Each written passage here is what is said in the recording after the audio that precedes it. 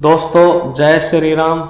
मैं अपने गुरुदेव व अपने इष्ट भगवान श्री भैरव भगवान को नमन करते हुए आपको अपने YouTube चैनल गुरुजी पीसी एस्ट्रो में हार्दिक अभिनंदन करता हूं। ज्योतिष विद्या के ज्ञान क्रम में आज का टॉपिक बहुत ही अहम रोल अदा करने वाला है, क्योंकि आज हम बात करेंगे कि घरों के बारे में, घरों का स्वभाव कैसा है, घरों के तत्व क्या है, घर कौन सा घर है, कौन सी चीज को रिप्रेजेंट करता है। यानी आज घर के बारे में हम विस्तार से पढ़ेंगे। सबसे पहले बात करते हैं सूर्य की। यह आत्मा है, इससे लाली गोराई का बोध होता है। यह पूर्व दिशा के स्वामी है और पुरुष ग्रह कहलाते हैं। प्रकृति में पित्त का बोध करवाते हैं। सूर्य आत्मा, स्वभाव, आरोग्यता, राज्य और देवालय का सूचक है तथा पित्त कारक यानी पिता को सूर्य रिप्रेजेंट करते हैं। जातक के पितृ विषयक बातों के जानने के लिए सूर्य से विचार किया जाता है। जातक की कुंडली में सूर्य की पोजीशन जातक के पिता के बारे में बताएगी। अगर सूर्य पीड़ित हैं तो समझो जातक के पिता को कष्ट होगा, और अगर सूर्य बढ़िया पोजीशन में है तो जातक के पिता के लिए वह सही संकेत होता है। सूर्य से नेत्र, कलेजा, मेरुदंड और स्नायु तंत्र पर सूर्य का प्रभाव होता है। लगन से 10वें स्थान पर सूर्य बली होता है। अब थोड़ा आगे बढ़ते हैं। चंद्रमा। चंद्रमा मन है। जातक के मन की स्थिति का ज्ञान हम चंद्रमा से करते हैं। यह स्त्री ग्रह है, जल ग्रह भी कहलाता है। यह रक्त का स्वामी है।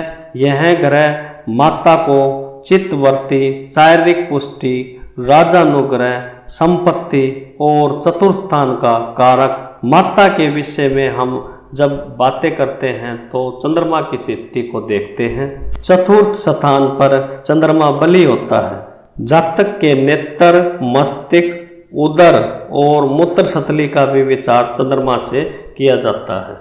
अब मंगल देव जी की बात करते हैं। स्वभाव से ये पापक ग्रह हैं तथा धैर्य और पराक्रम के स्वामी हैं।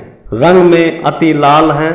मनुष्य मंगल के प्रभाव से रक्त गौर होता है। यह दक्षिण दिशा का स्वामी और पुरुष ग्रह है। अग्नि का बोध कराता है।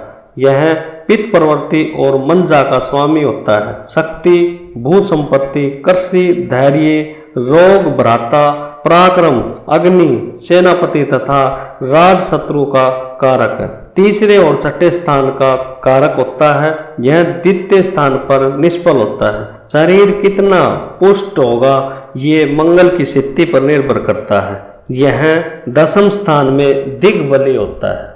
अब बात करते हैं बुध ग्रह की, जो स्वभाव से न पापक ग्रह है और न ही शुभ ग्रह है। पापक ग्रह चंद्रमा, क्षीण चंद्रमा के साथ में यह पापक हो जाता है, बाकी शुभ रहता है। लगन में बली होता है।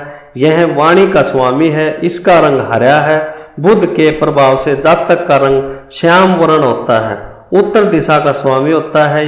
यह नपुंसक ग्रह है और पंचभूत में पृथ्वी है। ज्योतिष विद्या, चिकित्सा शास्त्र, मामा, वकालत, वाणिज्य आदि चतुर्थ और 10वें भाव का कारक है। चतुर्थ स्थान में निष्फल होता है। मानव की जीवा और उच्चारण के अवयवों का बुध से विचार किया जाता है। यानी मानव के बोलने की जो क्षमता होती है वो बुध की स्थिति पर निर्भर करती है। अगला ग्रह है बृहस्पति। यह एक शुभ ग्रह है। सुख और ज्ञान का सूचक है। इसका रंग पीला है। जातक का रंग कांचन वर्ण बनता है। पूर्वोत्तर दिशा का स्वामी यानी उत्तर और पूर्व के बीच का जो जगह होती है उसके स्वामी होते हैं। पुरुष ग्रह हैं। पंचभूत में आकाश सूचक है।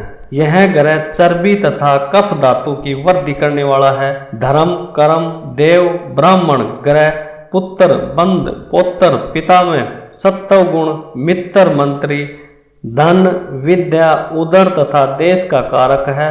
5वें स्थान पर यह निष्फल होता है। अगला ग्रह शुक्रदेव स्वभाव से शुभ ग्रह है। जातक की काम चेष्टा का सूचक है। अनेक तरह के रंग का बोध करवाता है। इस ग्रह के प्रभाव से जातक का रंग श्याम गौर होता है। दक्षिण पूर्व दिशा का स्वामी है।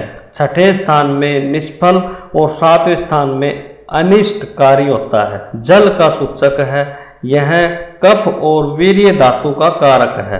कलत्र काम संबंधी कार्यकलाप, सुख, गान विद्या, काव्य, पुष्प, अभिचरण, नेत्र, वाहन, नींद, वैभव, कविता, राज्य योग और स्त्री आदि का कारक है। दिन में जन्म होने से कभी कभी शुक्र से माता का विचार भी किया जाता है। सांसारिक सुख का विचार इसी ग्रह से किया जाता है।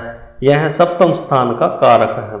शुक्र की पोजीशन पर यह निर्भर करता है कि जातक को भौतिक सुख कितना मिलेगा। शुक्र अगर कुंडली में मजबूत है तो जातक को भौतिक सुख की कोई कमी नहीं रहती, और अगर शुक्र पीड़ित है, कमजोर अवस्था में है, तो जातक को भौतिक सुख सुविधा जुटाने में बहुत अधिक तकलीफों का सामना करना पड़ता है। आगे बात करते हैं शनि ग्रह की। स्वभाव से ये पापक ग्रह माने जाते हैं, दुख सूचक हैं। इनका वर्ण कृष्ण है तथा पश्चिम दिशा के ये स्वामी होते हैं। पंचभूत में वायु कारक हैं। इसका प्रभाव स्नायु तंत्र पर पड़ता है। शल्य, शूल, रोग, दास दासी, दुख, आयु, मृत्यु, विपद और अंग्रेजी विद्या का कारक है। जिस जातक का जन्म समय रात्रि में है उसके लिए वह माता और पिता का कारक भी है। यह सूक्ष्म ग्रह माने जाते हैं। आगे राहु देव की बात करते हैं। राहु ग्रह यह स्वभावत पाप ग्रह है। इसका रंग काला है। यह पश्चिम दक्षिण दिशा के स्वामी होते हैं। यह वायु, धातु, सर्प, निद्रा, मुख, पितामह एवं मोक्ष का कारक माने जाते हैं। और अब चर्चा करते हैं केतु देव जी की। यह स्वभाव से पाप ग्रह है। इनका रंग काला है।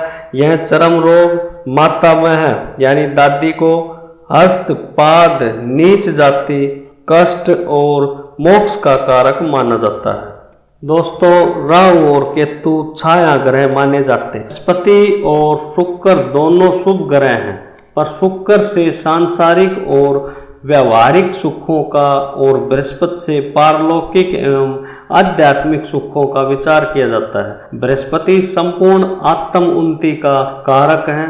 शुक्र के प्रभाव से मनुष्य स्वार्थी तथा बृहस्पति के प्रभाव से मनुष्य परमार्थी होता है। शनि और मंगल दोनों पाप ग्रह हैं, पर दोनों में अंतर यह है कि शनि बहुत क्रूर ग्रह कहा जाता है, फिर भी उसका अंतिम परिणाम सुखद होता है। जैसे सोने को पिघलाकर शुद्ध किया जाता है, उसी प्रकार मनुष्य को ये दुख में से निकालकर सोना बना देता है। परंतु मंगल उत्तेजना देने वाला, उमंग और तृष्णा से परिपूर्ण कर देने के कारण सर्वदा दुखदायी माना जाता है। दोस्तों, आज हमने घरों के स्वभाव, घरों के प्रभाव, घरों के बारे में पूरी विस्तार से चर्चा की है।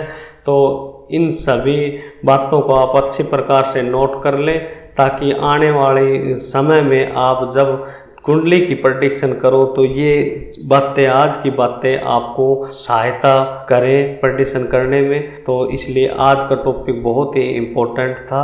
तो मेरी आपसे प्रार्थना है कि आप इसको नोट करें, और अगर आप सीधे इस वीडियो पर आ गए हैं तो एक रिक्वेस्ट और है कि आप भाग नंबर 1 से भाग नंबर 9 तक सीधे देखते आएँ। मेरे द्वारा दी गई जानकारी अगर आपको सही लगती है तो मेरे चैनल को सब्सक्राइब, लाइक और शेयर ज़रूर करें। मित्रों, जय श्री राम। अब अंत में एक संदेश। मित्रों, गर्मियां बहुत होने लगी हैं, तो अपनी छत पर या आसपास में पक्षियों के लिए जल की व्यवस्था अवश्य करें। ये ज्योतिष के हिसाब से और वैसे भी ये बहुत ही पुण्य का कार्य है, तो कृपया ये ध्यान रखें। जय श्री राम।